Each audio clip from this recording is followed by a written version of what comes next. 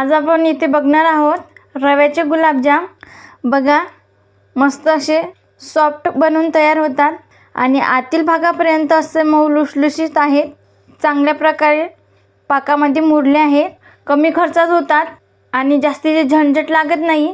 मोजक्याच साहित्यापासून आपण हे बनवलेले आहेत। चला तर मग आपण गुलाबजाम रेसिपी बनवायला सुरुवात करूया। तुम्ही जर चॅनलवर नवीन असाल तर सबस्क्राइब करायला विसरू नका आणि त्याचबरोबर बेल आयकॉनवर हिट करून ऑल सिलेक्ट करा। चला तर मग आपण हे रव्याचे गुलाबजाम बनवायला सुरुवात करूया। रव्याचे गुलाबजाम बनवण्यासाठी लागणारे साहित्य पाहूया। इथं मी 1 वाटी बारीक रवा घेतला आहे। गुलाबजाम बनवताना बारीक रव्याचाच वापर करावा। आणि 1 कप म्हशीचं दूध घेतलं आहे। इथे मी 1.5 चम्मच साखर घेतली आहे, पिठी साखर। 1 चमचा तूप लागेल, थोडीशी वेलची पूड आहे आणि पाक बनवण्यासाठी 1 वाटी साखर लागेल आणि याच वाटीने आपल्याला 1 वाटी पाणी लागेल। इथे नाही आहे पण आपण घेणार आहे। आता इथे मी गॅसवर कढई ठेवली आहे। यामध्ये आपल्याला 1 कप दूध घालून घ्यायचं आहे आणि त्यासोबत घालायचं आहे 1 चमचा तूप आणि दुधाला मस्त अशी एक उकळी काढून घ्यायची आहे। बघा, मस्त अशी दुधाला एक उकळी आणली आहे। आपण गॅस करायचा बंद आचेवर। यामध्ये घालून घ्यायचा आहे बारीक रवा आणि त्यासोबत घालून घ्यायची आहे पिठी साखर आणि हे मिश्रण चांगलं मिक्स करून घ्यायचं। रवा भाजून घ्यायची काही गरज नाही आहे। 5 ते 6 मिनिटं चांगलं मिक्स करून घ्यायचं मिश्रण। 5 ते 6 मिनिटं मिश्रण चांगले परतून घेतले आहे। आता आपण काढून घेऊया प्लेटमध्ये। आता रव्याचं मिश्रण मी प्लेटमध्ये काढून घेतलं आहे। आता आपण हे थंड होण्यासाठी बाजूला ठेवून देऊ, तोवर आपण पाक बनवण्यासाठी घेऊया। आता इथे मी गॅसवर पातेलं ठेवलं आहे। त्यामध्ये आपल्याला 1 वाटी पाणी घालून घ्यायचं आहे आणि 1 वाटी साखर घालायची आहे। साखर पूर्णपणे विरघळून घ्यायची आहे। बघा, इथे मी साखर पूर्णपणे विरघळून घेतली आहे आणि हा पाक 5 मिनिटे शिजून घेतला आहे।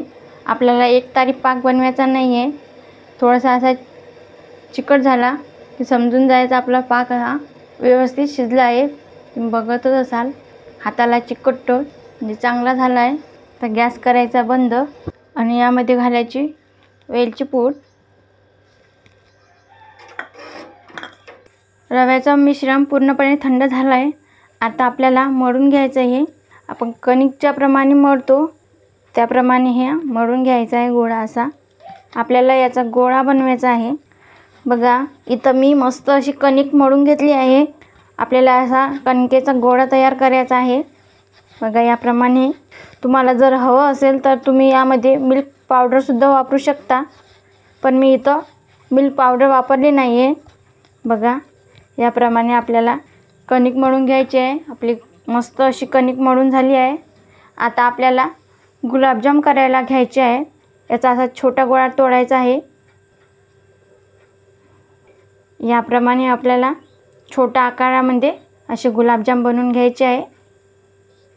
हे बघा, याप्रमाणे सगळे गुलाबजाम आपल्याला असे बनवून घ्यायचे आहे। बघा, किती मस्त असे छान आपले गुलाबजाम दिसत आहेत।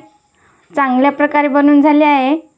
खूप सारे गुलाबजाम बनवून झाले आहे। आता आपण गुलाबजाम तळण्यासाठी तेल गरम करायला ठेवूया। आता इकडे मी गॅसवर तेल गरम करण्यासाठी ठेवलं होतं।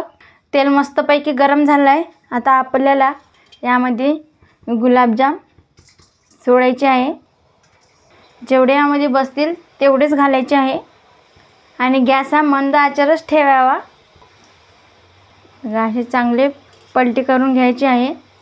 गॅस हा मोठ्या आचेवर ठेवायचा नाही आहे। जर तुम्ही मोठ्या आचेवर तळले तर हे आतील भागामध्ये कच्चे राहतील। त्यामुळे मंद आचेवरच गॅस ठेवून हे गुलाबजाम तळून घ्यायचे आहे। याला थोडासा असा सोनेरी रंग येईपर्यंत तळून घ्यायचे आहे, म्हणजे ते आतील भागामध्ये मस्त होतील, कच्चे राहतील नाही। बघा, मस्त तळल्या जातात आपले हे गुलाबजाम। जर तुमची गुलाबजाम खायची इच्छा जर झाली तर घरच्याच मोजक्या साहित्यात बनतात हे गुलाबजाम। बाहेर जायची अजिबात गरज नाही आहे। प्रत्येकाच्या घरामध्ये रवा हा उपलब्ध असतोच। त्यामुळे रव्याचे गुलाबजाम हे पटकन बनवून तयार होतात आणि चेंज म्हणून वेगळं सुद्धा खायला भेटेल. आपण नेहमीचे गुलाबजाम तर खातोच, पण या पद्धतीने रव्याचे गुलाबजाम करून नक्की खा, मस्त लागतात. हे आपल्याला थोडासा तांबूस रंग येईपर्यंत हे तळून घ्यायचे आहे. बघा, मस्त तांबूस रंग येईपर्यंत हे गुलाबजाम तळून घेतले आहे मी. आता हे गुलाबजाम काढून घ्यायचे आहे. बघा काय सुंदर दिसत आहे. आता हे गुलाबजाम काढायचे आणि गरम गरम पाकात घालून घ्यायचे. बघा, मी इथं गरम गरम पाकामध्येच हे घातलं आहे, गार पाकामध्ये आपल्याला घालायचे नाही आहे. आता आपण दुसरी बॅचसुद्धा तळून घेऊया. बघा, इथे गुलाबजाम बनून तयार आहेत आणि मी हे गुलाबजाम 7 ते 8 तासासाठी मुरत ठेवले होते. तुम्ही बघू शकता, मस्त असे रसरशीत झाले आहे आणि आतपर्यंत पाक मुरला आहे. यामध्ये काय सुंदर दिसतात. असं वाटतसुद्धा नाही की हे रव्याचे बनलेले आहे. पटकन असे बनवून तयार होतात. तुम्हाला जर हवं असेल तर तुम्ही हे रात्रभरासाठी सुद्धा मुरत ठेवू शकता. चांगल्या प्रकारे मुरतात हे. बघा, आता मी तुम्हाला एक कट करून दाखवते. मस्त असे रसरशीत झाले, चांगले मुरले आहे आणि असे मऊ लुसलुशीत झाले आहे. तुम्ही बघू शकता आणि चवही याची भन्नाट लागते. तुम्ही नक्की ट्राय करून बघा, तुम्हाला नक्की आवडतील. घरच्याच मोजक्या साहित्यापासून बनवलेले आहे आपण. तुम्हाला जर व्हिडिओ आवडला असेल तर तुम्ही लाईक करू शकता. त्याचबरोबर आगळी वेगळी रेसिपी चॅनलला सबस्क्राईबसुद्धा करू शकता आणि बेल आयकॉनवर हिट करून ऑल सिलेक्ट करा. ज्याने काय होईल, मी छान छान रेसिपी अपलोड करेल त्याचे नोटिफिकेशन तुम्हाला येऊन जाईल. आज वेळात वेळ काढून तुम्ही ही रेसिपी बघितल्याबद्दल तुम्हा सर्वांचे मनापासून खूप खूप धन्यवाद. असेच छान छान पदार्थ बनवून खात जा. भेटूया पुढील व्हिडिओमध्ये.